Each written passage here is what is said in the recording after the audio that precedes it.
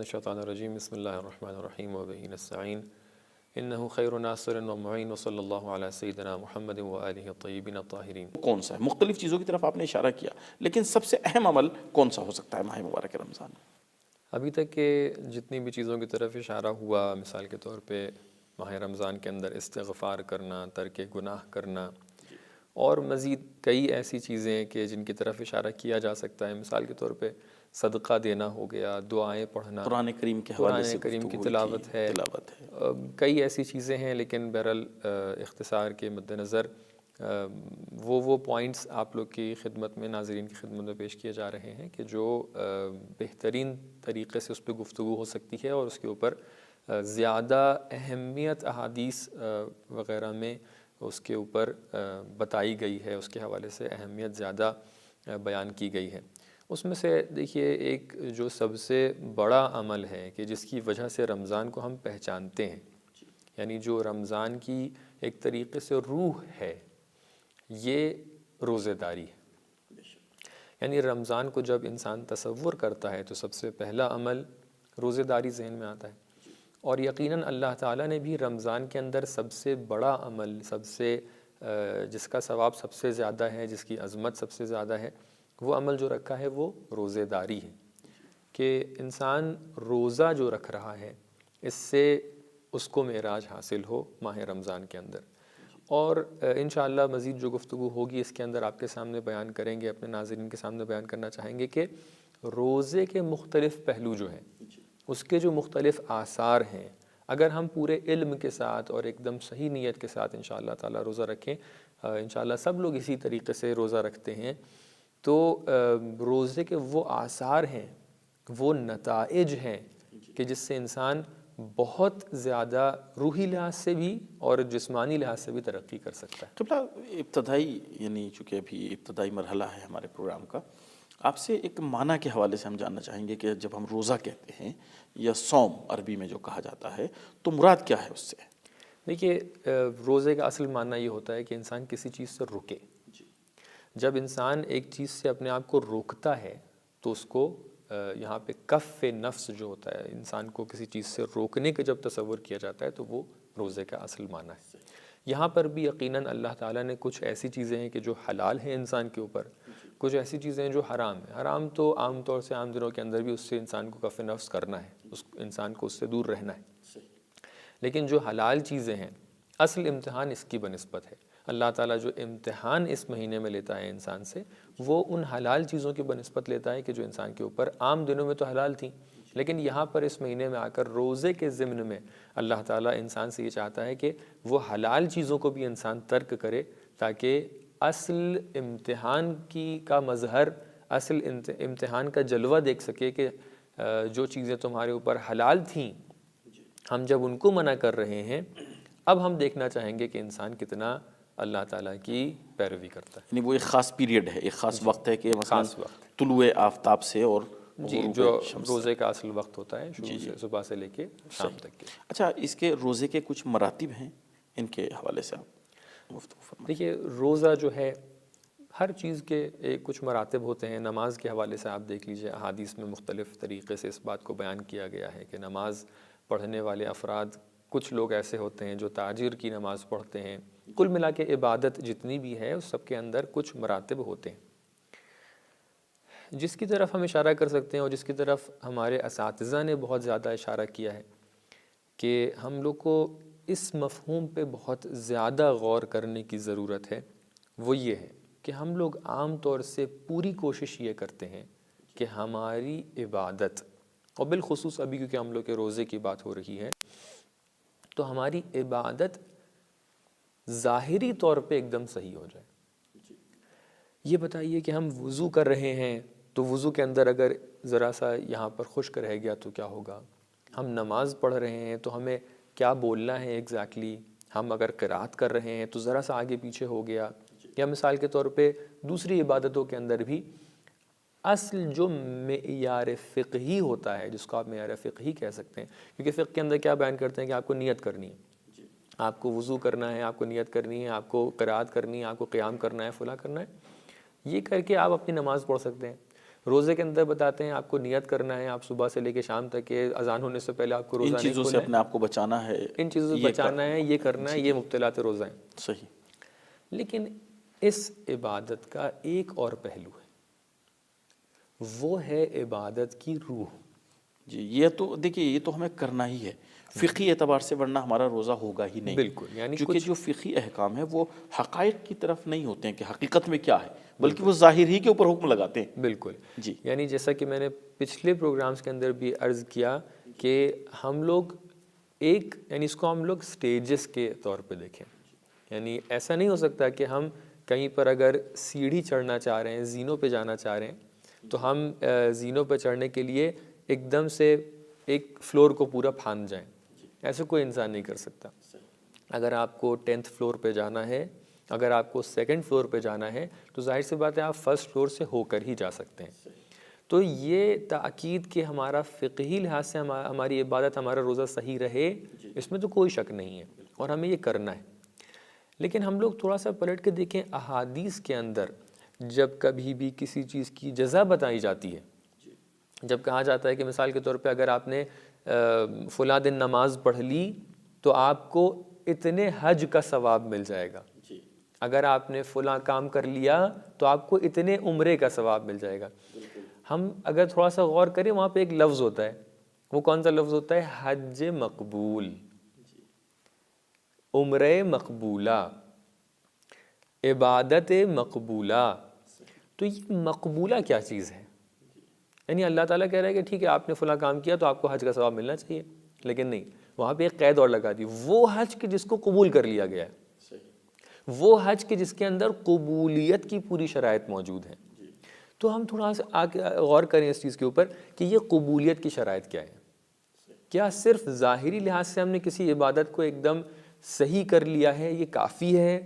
یا نہیں کچھ باطنی پہلو بھی ہیں کہ جن کے اوپر ہمیں ورک آؤٹ کرنے کی ضرورت ہے؟ قبلہ ایک چیز کلیئر نہیں ہو پا رہی، معاف کیجیے گا، ہم میرے لیے بھی اور شاید ناظرین کے لیے بھی، کہ جو فقہی اعتبار سے جو چیزیں ہیں اس کے آداب ہیں، شرائط ہیں، اگر ہم اس کو انجام دے دیتے ہیں تو کیا صرف یہ کافی نہیں ہے قبول ہونے کے لیے؟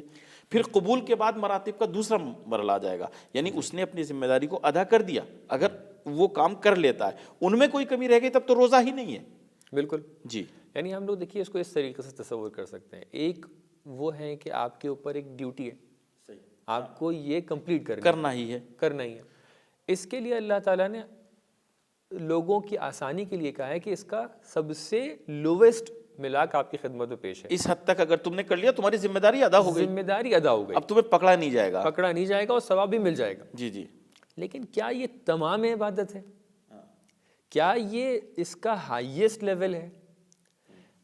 یہ تو اگر انسان جو فقہی لحاظ سے شرائط ان کو پورا کر لے گا تو انسان کی نماز، یعنی اللہ تعالیٰ اس کو عقاب نہیں کرے گا، کیونکہ بہرحال جو نماز کے لیے آپ سے شرائط کہی گئی تھیں وہ آپ نے پوری کر لی. لیکن جس چیز کی طرف اشارہ کیا جا رہا ہے ابھی وہ یہ ہے کہ نہیں، آپ دیکھیں اس عبادت کی کہاں تک کے تہ ہے، بالکل بالکل، کہاں تک کہ اس کو پہنچایا جا سکتا ہے. اور بہت سے ایسے ایسپیکٹس ہیں کہ جس کے اندر فقہ اشارہ کرتا ہے لیکن ہم لوگ پریکٹیکل مرحلے میں آ کے اس کی طرف توجہ نہیں کرتے ہیں. مثال کے طور پہ فقہ نے آ کر یہ کہہ دیا کہ نماز کے اندر اگر آپ ذرا سا بھی ایک پہلو بھی آپ نے غیر خدا کے لیے نماز پڑھی ہے تو صاف الفاظ میں یہ حکم موجود ہے مراجع کا کہ یہ نماز جو ہے باطل ہے. یعنی ہم لوگ اپنے آپ کی طرف مراجع کر کے دیکھیں، کیا ہم لوگ کی نماز کے اندر ایک پہلو بھی غیر خدا کے لیے نہیں ہوتا ہے؟ کبھی کبھی ہو جاتا ہے، تھوڑا بہت دکھانے کے لیے کچھ اس طرح سے. تو لہٰذا کیا فقہ نے جتنا ہمیں بتایا ہے اس کی حد تک کہ ہم پہنچ جا رہے ہیں؟ اکثر یہ ہوتا ہے کہ ہم لوگ پوری توجہ سے اس چیز کی طرف اشارہ نہیں دیکھتے ہیں. عام طور سے یہ ہوتا ہے کہ ہم لوگ ظاہری طور پہ سوچتے ہیں کہ ہاں ہم نماز کے لیے کھڑے ہو گئے ہیں اور ہم نے یہ تلاوت کر لی ہے، یا ہم روزے کے لیے ہم نے صبح سے لے کے شام تک کے ہم بھوکے رہ گئے ہیں، بس ہمارے لیے کافی ہے. جس چیز کا ابھی اشارہ کرنا چاہ رہے ہیں وہ یہ ہے کہ نہیں، اس عبادت کا ایک روحانی پہلو ہے کہ جو حقیقت میں قبولیت کا باعث ہے، کہ جو یعنی یہ ایسا نہیں ہے کہ ظاہری پہلو چھوڑ دینا چاہیے اس کے لیے، نہیں، ظاہری پہلو ضرور انجام دینا ہے، لیکن جو قبولیت کا اصل مرکز ہے وہ اس کا روحانی پہلو ہے. ہم روزے داری کے اندر آ کر ہم یہ بھی کر سکتے ہیں کہ ہم خالی نیت کریں صبح اور شام تک کے ہم خالی بھوکے رہیں، لیکن نہیں، اصل جو روزے کے آداب آ کر، یا کہہ سکتے ہیں روزے کے جو مختلف پہلو آ کر بیان کیے ہیں احادیث کے اندر، اس کے اندر کیا موجود ہے کہ اگر آپ کو بہترین روزہ چاہیے اگر آپ کو بہترین طریقے سے اللہ تعالیٰ کی روزے کے ذریعے سے عبادت کرنی ہے تو بہت ضروری ہے کہ آپ کا جسم نہیں خالی، جسم کے ساتھ ساتھ آپ کی روح بھی روزہ رکھے، جسم کے ساتھ ساتھ آپ کی زبان، جسم کے اندر ہماری خالی ایسا نہ ہو کہ ہم جو ہے منہ سے کچھ نہیں کھا رہے ہیں، تمام اعضاء روزے سے ہوں، تمام اعضاء روزے سے ہوں، ہمارا کان بھی روزے سے ہو، ہم کچھ ایسا نہ سنیں کہ جس سے اللہ تعالیٰ کی بے احترامی ہو، اس کا کوئی گناہ معصیت ہو، ہم کچھ ایسا نہ بولیں کہ جس سے اللہ تعالیٰ کی معصیت ہو جائے، ہم کچھ ایسا نہ قدم بڑھائیں کہ جس سے اللہ تعالیٰ کی معصیت ہو جائے، ہم کچھ ایسا نہ دیکھیں کہ جس سے اللہ تعالیٰ کی معصیت ہو جائے، اور ان سب کے اوپر ہم روزے کے سب سے اعلیٰ مرتبے یعنی ہم قلب والا روزہ رکھیں، یعنی ہم اپنی روح و جان یعنی اپنی قلب، اپنے دل سے روزہ رکھیں، یعنی اب ہمیں محسوس ہو کہ ہاں ہم صبح سے لے کے شام تک کے صرف اللہ تعالیٰ کی اطاعت میں، جو اس نے ہمارے لیے حلال قرار دیا ہم اس کے بنسبت حلال ہیں، یعنی اس کی بنسبت ہم انجام دیں گے اس روزے کے اندر، اور جس چیز کو بھی اللہ تعالیٰ نے روزے کے بنسبت حرام قرار دیا ہے اس کی بنسبت ہم آگے بھی نہیں بڑھیں گے، حتیٰ نہ صرف عمل کے لیے آگے نہیں بڑھیں گے، حتیٰ ہم اپنی فکر کے اوپر بھی پہرے داری کریں گے، یا حتیٰ ہم یہ بھی نہیں کریں گے کہ ہماری فکر جائے کسی غلط چیز کی طرف، کہ ہم اگر فکر بھی غلط چیز کی طرف لے کے جائیں گے تو ممکن ہے ہمارے روزے کے اوپر اس کا اثر ہو۔ اسی لیے ہم لوگ دیکھتے ہیں کہ کچھ ایسے آثار ہیں کہ جو روزے کے لکھے ہوئے کہ مثال کے طور پہ روزہ رکھا جائے گا تو یہ اس کا اثر ہے، لیکن وہ آثار ہم کبھی کبھی اپنے اندر نہیں دیکھتے، مرتب نہیں ہوتے ہمارے اوپر وہ، تو لہٰذا کیوں ایسا ہوتا ہے؟ وہ اسی لیے ہوتا ہے کیونکہ ہم نے روزے کے کچھ ایسے پہلو ہیں کہ جن کی رعایت نہیں کی ہے، تو لہٰذا کیونکہ رعایت نہیں کی ہے اس کے آثار بھی ہمارے اوپر مترتب نہیں ہوئے۔ صحیح، تو یعنی یہی آپ اس کو بتانا چاہتے ہیں کہ جو مقبول کا لفظ استعمال کیا جاتا ہے جیسے آپ نے فرمایا تھا، تو گویا کہ دو چیزیں یہاں سے واضح ہو جاتی ہے، ایک صحیح ہونا اور ایک پھر مقبول ہونا، بالکل، تو اس کی ذرا اور وضاحت فرمائیے۔ تو اس کا خلاصتاً اس کی وضاحت یہی ہے کہ انسان جو ظاہری طور پہ جو شرائط بیان کیے جاتے ہیں عبادت کے، بالخصوص روزے کے، اگر وہ ظاہری شرائط کو پورا مکمل طور پہ انجام دے رہے تو یہ صحیح روزہ ہے، یہ صحیح عبادت ہے، لیکن کیا باطنی طور پہ جو شرائط بیان کیے گئے ہیں اس کی رعایت ہوئی ہے یا نہیں ہوئی ہے؟ صحیح روزے کا مطلب یہ ہے کہ آپ کے اوپر گناہ نہیں پڑے گا، صحیح روزے کا مطلب یہ ہے کہ کل کو آپ کو عقاب نہیں حاصل ہوگا، صحیح روزے کا مطلب یہ ہے کہ اب آپ کے اوپر جو ڈیوٹی تھی اس کو آپ نے لویسٹ لیول کے اوپر کامل کر دیا، مکمل کر دیا، لیکن مقبول ہونے کا مطلب یہ ہے کہ نہیں، ہم نے اس روزے کے پورے شرائط کو مد نظر رکھتے ہوئے پورے شرائط کو مکمل کیا ہے۔ ممکن ہے کچھ ایسے شرائط ہوں کہ جو واقعاً ان کا کردار ہو، مثلا حضور قلب، وہ صحیح اگر مقبول نہیں ہے تو مردود ہے، ہم نہیں کہہ سکتے کہ مردود ہے، چونکہ صحیح ہے اگر لیکن اعلیٰ درجے کا مقبول نہیں، ہاں، یعنی جو مراتب اس کے پھر ہیں، جو درجات اس کے ہیں، اس میں پھر وہ ہو جائے گا فرق، بالکل جی، ورنہ وہ بھی ایک حد تک مقبول وہ ہے، بھی ایک حد تک کہ مقبول ہے، لیکن کس لیول پہ؟ لویسٹ لیول پہ، کہ ہاں آپ کی ڈیوٹی پوری ہو گئی خالی، صحیح، لیکن کیا آپ نے وہ کام کیا کہ جو مرضی خدا ہے، جہاں تک خداوند جہاں متعالی تک خدا نے آپ کو پہنچانا چاہا ہے وہاں تک کہ آپ گئے ہیں، جو اللہ تعالیٰ جس سے راضی ہو جائے آپ نے وہ کام کیا ہے، جس سے آپ کا خود نفس راضی ہو جائے۔ بہت سے ٹائم ہم لوگ عبادتیں کرتے ہیں، ہم لوگ کا نفس راضی نہیں ہوتا ہے، ہم خود راضی نہیں ہوتے ہیں تو اللہ کیا راضی ہوگا؟ بہت سے ٹائم ہم سے کچھ نمازیں ایسی گزر جاتی ہیں، یعنی ہم نے نماز پڑھ لی، اب ہمیں ایک دم سے ذہن میں آتا ہے کہ ہم نے یہ نماز کتنی جلدی سے پڑھ لی، ہم نے نماز پڑھ لی، ہم نے دعا پڑھ لی، اب ہمیں ذہن میں آتا ہے کہ ہم نے تو اس کے اندر اس کے معانی پر توجہ بھی نہیں کی، ہم نے یہ نماز پڑھ لی، ہم نے تو حضور قلب بھی نہیں رکھا تھا، ہم نے یہ قرآن پڑھ لیا، ہمیں تو پتہ بھی نہیں ہے اس قرآن کے اندر بیان کیا کر رہے ہیں، تو اس سے ہمارا نفس بھی راضی نہیں ہوتا ہے کہ کیا ہم خالی عربی کے چند جملے کے جن کی طرف ہم متوجہ بھی نہیں ہیں کہ اس کے اندر کیا بولا جا رہا ہے، یا دعا کے چند جملے کے جس کے اندر ہمیں پتہ نہیں ہے کہ ہم اپنے پروردگار سے کیا بات کر رہے ہیں، کیا مناجات کر رہے ہیں، کیا دعا کر رہے ہیں، یہاں بہت سی جگہ پر ہمارا قلب راضی نہیں ہوتا ہے،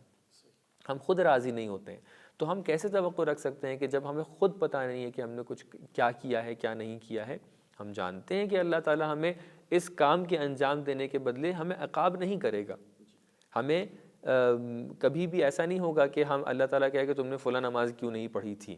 لیکن ہاں ہمیں پتہ ہے کہ ہم راضی نہیں ہیں خود بھی اس عمل سے کہ جو ہم نے عمل انجام دیا ہے، تو لہٰذا ہم لوگ کوشش اس بات کی کر سکتے ہیں کہ ہم لوگ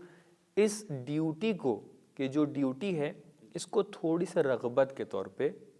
انجام دیں. ہم اس حدیث کی طرف کیوں نہیں مراجعہ کرتے ہیں کہ جہاں پر امام فرما رہے ہیں کچھ لوگ تجارت والی عبادت کرتے ہیں. جہاں پر تجارت والی عبادت کر رہے ہیں کیا ان کی عبادت قبول نہیں ہے؟ قبول ہے، لیکن کس لیول کی قبول ہے؟ یعنی وہ خالی معاملہ کر رہے ہیں، ہم نے ایک سورہ پڑھ لیا اللہ ہمارے گناہ کو معاف کر دے، ہم نے ایک سورہ پڑھ لیا بس ہمیں اس کی جزا مل جانا چاہیے. لیکن امام کیا فرما رہے ہیں کہ میں عبادت جو کرتا ہوں یعنی میں ان شرائط کے ساتھ عبادت کرتا ہوں کہ میں اللہ تعالیٰ کو دیکھ کے عبادت کرتا ہوں. وہ تو خیر عبادت علوی ہے، وہ تو انہی کے شایع نشان لیکن میں اسی بات پہ یہ نقطہ اصرار کرنا چاہوں گا کہ امام علی علیہ السلام عبادت کا ایک نمونہ پیش کر رہے ہیں، لیکن اس کا مطلب یہ نہیں ہے کہ ہم لوگ وہاں تک نہیں پہنچ سکتے ہیں. بہت سخت ہے، بہت سخت ہے، لیکن امام ہمارے لیے نمونہ عمل ہے. اگر ائمہ طاہرین علیہ السلام ہم یہ کہیں کہ ان کی عبادت اس لیول میں ہے کہ جہاں تک کہ کوئی پہنچ ہی نہیں سکتا ہے تو وہ نمونہ والا عمل ہی نہیں. تو لہٰذا امام پیش کر رہے ہیں کہ ہاں تم لوگ پہنچ سکتے ہو. وہ معرفت کہ جس کی بنسبت کہیں کہ یا علی آپ کو کسی نے نہیں پہچانا سوائے میرے اور خدا نے، یا مجھے کسی نے نہیں پہچانا سوائے آپ اور خدا کے، اور خدا کو کسی نے نہیں پہچانا سوائے آپ کے اور میرے، وہ وہاں تک کہ کوئی نہیں پہنچ سکتا، اور وہاں پہ وہ نمونہ عمل بھی نہیں. وہ عبادت جہاں پر نماز شب واجب ہو جاتی ہے ایک معصوم کے اوپر، وہ عبادت ہے جہاں پر وہ ہمارے نمونہ عمل بھی نہیں ہے. وہ تو کہا جاتا ہے نا، ایک وہ ہے کہ حسنات الابرار سیئات المقربین. بالکل. یعنی ہمارے جو بلند ترین حسنات بھی ہو سکتے ہیں وہ شاید ان کے لیے گناہ ہو. بالکل. تو جو رکھا گیا البتہ، لیکن اس کو نظر میں رکھنا چاہیے کہ اہل بیت اطہار ہمارے لیے نمونہ عمل ہیں، ہماری ہدایت کے لیے آئے ہیں، ورنہ پھر فائدہ کیا رہے گا اگر یہ ہو کہ ہم وہاں تک بالکل پہنچ ہی نہیں سکتے. قبلہ بہت شکریہ، انشاءاللہ اسی حوالے سے گفتگو جاری رہے گی. اجازت دیجیے ایک مختصر سا وقفہ لیں. موضوع ہے جس کے حوالے سے گفتگو چل رہی ہے وہ ہے کہ ماہ مبارک رمضان میں بہترین عمل کیا ہے. تو آپ ہمارے ساتھ رہیں. قبلہ ابھی آپ روزہ داری کے حوالے سے گفتگو کر رہے تھے، اور اس سے پہلے پروگرام میں ایک مختصر سا آپ نے اشارہ کیا تھا روزے کی حکمت کے حوالے سے. تو ہم آپ سے جاننا چاہتے ہیں کہ حکمت اور علت دو چیزیں ہوتی ہیں، ان کا جو فرق ہے آپ اس کو واضح فرمائیں. حکمت اور علت کے حوالے سے کچھ باتیں جو پہلے بیان ہوئی بھی اور تفصیل سے اس کو ابھی اشارہ کرنا چاہتے ہیں، وہ یہ ہے کہ کبھی کبھی ہم لوگ کچھ احکام کو دیکھتے ہیں اور ہمیں ایسا محسوس ہوتا ہے کہ یہ حکم اس وجہ سے ہمارے لیے لیجسلیٹ ہوا ہے، ہمارے لیے بنایا، اللہ تعالیٰ نے جعل کیا ہے. تو کبھی کبھی تصور یہ ہوتا ہے کہ اگر یہ حکم اس نتیجے کی وجہ سے بنا ہے تو اگر یہ نتیجہ نکل کے نہیں آ رہا ہے تو یہ حکم بھی نہیں ہونا چاہیے. اگر یہ حکم اس فلسفی کے ساتھ بنا ہے تو اگر یہ فلسفی نہیں ہے تو یہ حکم بھی نہیں ہونا چاہیے. مثال کے طور پہ نماز، مثلا نماز، ان الصلاۃ تنہی عن الفحشاء والمنکر، اگر وہ فحشاء و منکر سے نہیں بچا رہی ہے، برائیوں سے اگر نہیں بچا رہی ہے تو اس کا مطلب نماز نہیں بھی نہیں ہونا چاہیے. یا اور واضح مثال پیش کرنا چاہتے ہیں، مثال کے طور پہ فرض کیجئے ہم لوگ اگر تصور یہ ہو جائے کہ غسل کرنا، جمعے کا غسل کرنا مستحب ہے. جمعے کا غسل کرنا اس لیے ہے کیونکہ ہماری صاف صفائی ہو جائے. اگر ہم نظافت اور صفائی کی وجہ سے غسل کر رہے ہیں تو سوال یہ ہے اگر ایک انسان جمعے کے غسل سے 10 منٹ پہلے ایک دم نہا دھو کے آیا ہے، صاف ہو کے آیا ہے، اب جو انسان ایک دم صاف ہے تو اگر مقصد یہ ہے کہ جمعے کا غسل آپ کو صاف کرنا چاہ رہا ہے تو آپ تو ہیں پہلے سے، تو لہٰذا جمعے کا غسل مستحب نہیں ہونا چاہیے، لیکن پھر بھی غسل مستحب ہے. تو لہٰذا یہ کیا کیفیت ہے؟ تو اس کی کیفیت یہ ہے کہ ہم شریعت مقدسہ اسلامیہ کے اندر جتنے بھی احکام بیان ہوتے ہیں، جتنے بھی احکام بیان کیے جاتے ہیں، وہ یا تو میں کوشش کرتا ہوں کہ فقہی بحث کو تھوڑے عام الفاظ میں بیان کر دوں، لیکن بہرحال ایک مقدمے کے طور پہ ضرور بیان کرنا ضرورت ہے. کچھ احکام ہوتے ہیں جو منصوص العلت ہوتے ہیں، مطلب ان کی علت بیان ہو جاتی ہے، یعنی کہہ دیا جاتا ہے کہ یہ حکم اسی علت کی بنا پر آپ کے لیے سامنے آیا ہے، لہٰذا یہ اگر علت یہاں ہوئی تو یہ حکم ہے، نہیں ہوئی تو یہ حکم یہاں پر نہیں ہے. مثال کے طور پہ فرض کیجئے شراب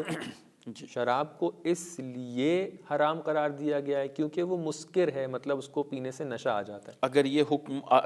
بیان کیا گیا ہو اس کے ساتھ، اگر بیان کیا، البتہ بیان کیا بھی گیا ہے اس کے ساتھ کہ شراب اس لیے حرام ہے کیونکہ وہ مسکر ہے، اس سے عقل زائل ہو جاتی ہے، اس سے عقل زائل ہو جاتی ہے، اور یہ ایسا لیکوڈ ہے کہ جس کے ساتھ جو ہے یہ صفت موجود ہے کہ جس سے عقل زائل ہو جاتی ہے اور وہ نشے میں لے کے چلے جاتی ہے انسان کو. تو یہ ایک کیفیت ہے۔ شراب کس چیز کا نام ہے میں بہت تفصیل میں نہیں جانا چاہ رہا ہوں، لیکن ممکن ہے کہ شراب کے جیسی ایک چیز ہے، اس کو بولتے ہیں سرکہ۔ آپ دیکھیں تو پروسیجر دونوں کے بننے کا ایک ہی ہے، لیکن سرکہ اس وقت بنتا ہے کہ جب اتنی مقدار میں مثال کے طور پہ پانی ختم ہو جائے، اور شراب تب بنتی ہے کہ جب فلاں مقدار میں کم ہو جائے۔ اب تفصیلی بحث رہنے دیتے ہیں اس کے لیے۔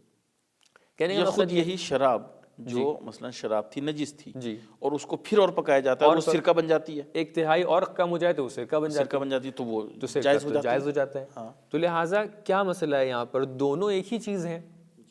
تو کیوں ایک چیز حلال ہے ایک چیز حرام ہے؟ تو علت اللہ تعالیٰ نے بیان کر دی، کیونکہ ایک مرحلے میں اسی چیز کے اندر یہی لکوڈ میں نشہ پیدا ہو جاتا ہے، لیکن ایک مرحلے بعد یہ نشہ ختم ہو جاتا ہے۔ تو لہٰذا جہاں پر بھی نشہ ہے یہ حرام، جہاں پر نشہ نہیں ہے یہ حلال۔ یہ نوع انسان کی گفتگو، اور یہ کوئی ناظرین محترم سے کوئی نہ سوچے کہ اگر ایک انسان ایسا ہے کہ جو شراب پینے کے بعد نشے میں نہیں آتا ہے تو اس کے لیے حلال ہو جائے گا، نہیں، ایک عام انسان کو دیکھیے، اگر ہم ایک بچہ ہے، ایک انسان ہے، ایک نارمل انسان ہے، اس کو ہم ایک چیز پلاتے ہیں، اگر وہ نشے میں آ جاتا ہے اس سے، تو وہ اس کے اوپر حرام ہے۔ تو لہٰذا وہ سب کے اوپر پھر حرام، وہ سب کے اوپر حرام، چاہے کسی کے، یعنی ہمارا جو معیار ہے، جو کرائیٹیریا ہے، وہ عام انسان ہے۔ ایک انسان ممکن ہے اتنا زیادہ اس کا ہاتھ مضبوط ہو گیا ہو کہ اس کے اوپر آپ ہتھوڑا بھی مارتے ہیں تو اس کو اثر نہیں ہوتا ہے۔ اس کا مطلب یہ نہیں کہ ہتھوڑے کے اندر جو ہے کوئی وہ مطلب اس میں چوٹ نہیں ہے، اثر ختم ہو گیا، اثر ختم ہو گیا، نہیں، ہتھوڑے کے اندر چوٹ ہے لیکن اس کا ہاتھ اتنا مضبوط ہو گیا کہ اس کو چوٹ نہیں لگ رہی ہے۔ شراب کے بارے میں ویسے ہی ہے، ایک انسان ممکن ہے اتنا اس نے شراب پی لی ہے، معاذ اللہ، اللہ اس چیز سے بچائے انسان کو، کہ اس کو اب شراب کو کوئی ایسا محسوس نہیں ہوتا ہے، تو لہٰذا ہم اس کی بات گفتگو نہیں کر رہے ہیں، ہم اس شخص کی گفتگو کر رہے ہیں کہ جو ایک عام انسان ہے۔ تو لہٰذا کچھ احکام ایسے ہیں کہ جس کی علت بتا دی گئی ہے کہ یہ اس لیے لیجسلیٹ کیا گیا ہے، اس لیے بنایا گیا ہے کیونکہ اس کی علت یہ ہے، لیکن کچھ اور احکام ایسے ہیں کہ جن کے اندر یہ نہیں کہا گیا ہے کہ روزہ اس لیے رکھا گیا ہے تاکہ تم فقیروں کے حال کو سمجھ جاؤ، یہ بیان کیا گیا ہے کہ روزے کے اس کا ایک یہ بھی ایک حکمت ایسپیکٹ جو ہے یہ یہ ہے۔ بھی ہے، جی جی۔ تو لہٰذا جہاں پر ہم آ کر کہیں کہ یہ حکم صرف اور صرف اسی وجہ سے جال ہوا ہے، اس کو بولتے ہیں علت۔ جی، اور جہاں پر ہم کہیں کہ ون آف دا ریزنز یہ ہے، ایک ایسپیکٹ، ایک زاویہ یہ ہے کہ روزے کا اثر یہ ہوگا کہ تم فقراء کے حال کو جان جاؤ، روزے کا اثر یہ ہو کہ تمہیں بھوک کا احساس ہو جائے کہ فقیر کیسے بھوکے رہتے ہیں۔ تو لہٰذا جہاں پر ایک زاویے کو بیان کیا جا رہا ہے، جہاں پر کئی حدیثوں کو ملا کے یہ سمجھ میں آ رہا ہے کہ ایک جگہ پر یہ زاویہ اور ایک جگہ پر دوسرا زاویہ پیش کیا جا رہا ہے، اس کا مطلب یہ حکمت ہے نہ کہ علت۔ تو یہ تو فرق واضح ہو گیا کہ علت کیا ہے اور حکمت کیا ہے۔ اب آ کر دیکھتے ہیں کہ روزے کے حوالے سے حکمت کیا ہے، روزے کی علت کیا ہے۔ روزے کی علت کہیں کے اوپر بیان نہیں کی گئی، لہٰذا اگر ہم کہیں کہ مثال کے طور پہ فرض کیجئے کہ انسان ہے کہ جو جا کر فقیروں کے درمیان بیٹھتا ہے، کہ جو جا کر مسکینوں کے درمیان بیٹھتا ہے، اور وہ جان بوجھ کر صبح سے لے کے شام تک کے بغیر کسی نیت کے بھوکا رہتا ہے، تو آپ بتائیے وہ بھوک کو محسوس کر سکتا ہے یا نہیں؟ کر سکتا ہے، لیکن کیا یہ روزہ ہے؟ روزہ نہیں ہے۔ تو لہٰذا ایسا نہیں ہے کہ ہم اگر صبح سے لے کے شام تک کے بھوکے رہیں اور نیت نہ کریں تو ہمارے اوپر پھر روزہ واجب نہیں ہے، کیوں؟ کیونکہ ہم نے فقیروں کے حال کو، ہم نے غریبوں کے حال کو محسوس کر لیا ہے، نہیں، ایسا نہیں ہے۔ تو لہٰذا روزے کے بارے میں کہ جتنی باتیں بیان کی گئی ہیں اس کی فلسفی کے طور پہ وہ سب کی سب کیا ہیں؟ حکمتیں ہیں۔ اگر دیکھتے ہیں کون کون سی حکمتوں کو بیان کیا گیا ہے، سب سے پہلی حکمت جو روزے کے حوالے سے بیان کی گئی ہے، اس طریقے سے حدیث کے اندر آیا ہے کہ صوموا تصحوا، آپ روزہ رکھیے تاکہ آپ کیا ہو جائیں؟ صحیح و سالم ہو جائیں، آپ کا جسم صحت مند ہو جائے۔ جی، اچھا قبلہ، اگر ہم ان چیزوں کو نظر میں رکھتے ہیں، آپ انشاءاللہ اس پہ تفصیلی روشنی ڈالیں گے کہ ان چیزوں کی خاطر میں روزہ رکھ رہا ہوں، تو کیا روزہ صحیح ہے؟ یہ ایک ایسپیکٹ ہو سکتا ہے، یعنی ایک دفعہ تو یہ ہے کہ ہم روزہ رکھ رہے ہیں، ہم اس کی طرف متوجہ نہیں ہیں کہ کن چیزوں کیا فائدہ ہمیں اس سے ملے گا، صرف اس لیے کہ خداوند متعال نے کہا ہے اور اس کی یعنی کہتے ہیں نا امتثال امر کے لیے، اس کے حکم کی تعمیل کے لیے جو ہم روزہ رکھ رہے ہیں، ان چیزوں کی طرف متوجہ نہیں ہے کہ ہمیں کیا فائدہ ہوگا کیا فائدہ نہیں ہوگا۔ ایک مرتبہ یہ کہ اس چیز کو ہم نظر میں نہیں رکھیں، ہم ان چیزوں کو، ان حکمتوں کو نظر میں رکھیں کہ مثلا یہ ہمیں فائدہ ہوگا، یہ فائدہ ہوگا، یہ فائدہ ہوگا۔ ظاہر سی بات ہے جو شرط ہے اصل وہ یہ ہے کہ ہمیں قربتاً الی اللہ یہ کام کرنا ہے۔ جی بالکل، تو لہٰذا بہت ضروری ہے کہ ہم روزے کی اصل جو نیت ہے، یعنی ہر عبادت کے لیے شرط یہ ہے کہ قربتاً الی اللہ، یہ ایک تفصیلی بحث ہے علم اصول فقہ کے اندر کہ بہرحال جب ہم امتثال امر کی نیت کر لیتے ہیں کہ ہم قربتاً للہ پڑھ رہے ہیں کسی نماز کو یا کوئی عبادت کر رہے ہیں قربتاً للہ، تو کیا دوسرے قصد بھی کر سکتے ہیں کہ اللہ کی محبت کے لیے کام کر رہے ہیں، اللہ کے مثال کے طور پہ قرب کے لیے کام کر رہے ہیں وغیرہ وغیرہ، کہ ایک تفصیلی بحث ہے کہ اس کے اندر بھی نتیجہ یہی ہے کہ آپ کو پہلی نیت جو کرنی ہے جس کے لیے اللہ نے امر کیا ہے اس چیز کو، دراصل وہ یہ ہے کہ قربت اللہ ہونا چاہیے، تو لہٰذا وہ ضرور ہو، اس کے ساتھ جتنے ایسپیکٹ بڑھتے چلے جائیں گے۔ میں ایک وضاحت کے ساتھ اس کو پیش کرنا چاہوں گا، بہت ہی اچھا اور خوبصورت سوال ہے واقعی۔ دیکھیے انسان کی اہمیت اور ہر کام کی اہمیت اتنی مقدار میں بڑھ جاتی ہے جتنی مقدار میں اس کا علم اور اس کا ارادہ اس کام کی بنسبت بڑھ جاتا ہے۔ ایک عام سی مثال لے لیں ہم لوگ، مثال کے طور پہ فرض کیجئے ہم نے ایسے ہی جا کر ایک بوٹل کا پانی پھینک دیا، وہ ہمارے کام کی بوٹل نہیں تھی، پانی ہمارے کام کا نہیں تھا، ہم نے جا کر اس کو ایسے ہی پھینک دیا، اور ایک ہفتے بعد اس پانی کی وجہ سے کسی کسان کا کھیت وہاں پر تھا مثال کے طور پہ، اس کا ایک پودا نکل آیا، کیا کوئی آ کر آپ کی تعریف کرے گا کہ آپ نے تو بھیا بڑا اچھا کام کر دیا، آپ نے پانی اس کو دے دیا پیڑ کو، پیڑ نکل آیا؟ نہیں، کیوں؟ کیونکہ ہمیں علم نہیں تھا ہم کیا کر رہے ہیں، ہم نے ہوا میں تیر چلایا تھا اور وہ تیر لگ گیا، لیکن ایک مرتبہ ہمیں پتہ ہے کہ یہ پانی ہے، اس سے جا کر ہم فلاں جگہ کے اوپر پانی ڈالیں گے تاکہ یہ پودا نکل آئے، یہ پیڑ نکل آئے اور اس سے لوگوں کا فائدہ ہو۔ تو لہٰذا بتائیے ان دونوں کے اندر کون سا عمل زیادہ بہتر ہے؟ ظاہر ہے جو علم کے ساتھ جو علم کے ساتھ ہو۔ لہٰذا یہاں پر بھی ایسی بات ہے، ہمیں اصل جو نیت کرنی ہے وہ یہ کرنی ہے کہ اللہ تعالیٰ کی، کیونکہ اللہ تعالیٰ کا حکم ہے لہٰذا ہم اس چیز کو، اب انشاءاللہ میں اشارہ کروں گا کہ روزے کی انتہا کیا ہے ایک دم، کیونکہ اللہ تعالیٰ کا حکم ہے لہٰذا ہم یہ کام کر رہے ہیں، لیکن ساتھ ہی ساتھ کیونکہ ایک ایسپیکٹ یہ ہے کہ ہم اپنے جسم کو سالم کر سکتے ہیں، اور حتیٰ اہل بیت علیہ السلام نے اشارہ کر دیا اس چیز کی طرف، تو کتنا بہتر ہو جائے گا۔ لیکن ایک ایسپیکٹ ہم اور ایڈ کر لیں کہ مثال کے طور پہ اللہ نے حکم کیا ہے ٹھیک ہے، اس کے ساتھ ساتھ یہ بھی ہم سمجھ لیں کہ فقراء کے دل میں کیا گزر رہی ہے، وہ کیسے اپنا دن گزارتے ہیں بھوک کے ساتھ، کتنا اچھا ہو جائے گا۔ تو لہٰذا جتنی بھی ہم اس کے اندر زاویے ایڈ کرتے جائیں گے کہ جو صحیح زاویے ہیں، اس عبادت کی اہمیت بڑھتی چلی جائے گی۔ تو سب سے پہلا زاویہ جو آپ کے سامنے پیش کیا وہ یہی تھا کہ ہم روزے کا سب سے پہلا ایسپیکٹ کیا دیکھ سکتے ہیں کہ روزہ ہمارے جسم کے لیے فائدہ مند ہے۔ جو لوگ آ کر عبادتوں کو مخصوصاً اس طور پہ اس طریقے سے دیکھنا چاہتے ہیں کہ ہر عبادت کے اندر وہ ڈھونڈتے ہیں کہ ہمارے جسم کے اندر کیا فائدہ ہے، وہ لوگ اس زاویے کو بہت اچھے طریقے سے دیکھ سکتے ہیں، اور اس کے اوپر کتنی ریسرچ ہو چکی ہیں کہ روزہ بھوکا رہنا بہت سی جگہ پر بہت سی بیماریوں کو دور کر دیتا ہے۔ بھوکا رہنا انسان کے لیے بہت سی جگہ پر انسان کے کچھ بہت ہی بڑے بیماریوں کو، بہت ہی بڑی مشکلات کو صحیح کر دیتا ہے۔ اصل جو ریسرچ وغیرہ کا نتیجہ ہے، اور اس چیز کو پہلے ائمہ طاہرین علیہ السلام نے، اہل بیت علیہ السلام نے احادیث کے اندر بیان بھی فرما دیا ہے، وہ یہ ہے کہ انسان کی تقریباً اکثر بیماریاں پیٹ سے ہوتی ہیں۔ اگر یہ پیٹ انسان اس کے اوپر کنٹرول کر لے تو انسان کی تقریباً ہر بیماری صحیح ہو سکتی ہے۔ تو لہٰذا ہمیں سمجھ میں آتا ہے کہ اگر ہم اس کے اندر بھوک کو برداشت کرتے ہیں تو اس سے ہمارے جسم کے اوپر کافی پازیٹیو اس کے اوپر انرجی جاتی ہے، اور ہمارا جسم دھیرے دھیرے مضبوط ہوتا ہے۔ روزہ انسان کو ضعیف نہیں کرتا ہے بلکہ اور مضبوط کرتا ہے۔ تو سب سے پہلا ایسپیکٹ تو انسان کا جسمانی ایسپیکٹ ہے۔ جو لوگ بہرحال جسمانی ایسپیکٹ کو بہت زیادہ اہمیت دیتے ہیں وہ اس کو دیکھ سکتے ہیں کہ مثال کے طور پہ وہ لیکن اس کے ساتھ خدا کی قربت کے ساتھ، لیکن سب سے پہلے تو وہ ہے خدا کی قربت تو ہونا ضروری ہے۔ اس میں کبھی کبھی یہ ہو جاتا ہے نا، اصل میں ہمارے جوانوں میں ایک چیز وہ ہو جاتی ہے، وہ ہر عمل کے پھر ریزنز جو ہے وہ تلاش کرنا شروع کر دیتے ہیں۔ بالکل یہ بھی ایک بہت غلط فکر رائج ہوتی جا رہی ہے۔ وہ یہی کہیں گے کہ ہم اس کام کو انجام دیں، اس کا فائدہ کیا ہے، تو اس کا ظاہری فائدہ کیا، یعنی اس سے دور ہو جاتے ہیں کہ ہمیں قربت خداوند متعال کے لیے اس کام کو انجام دینا ہے، چاہے آپ کو اس کے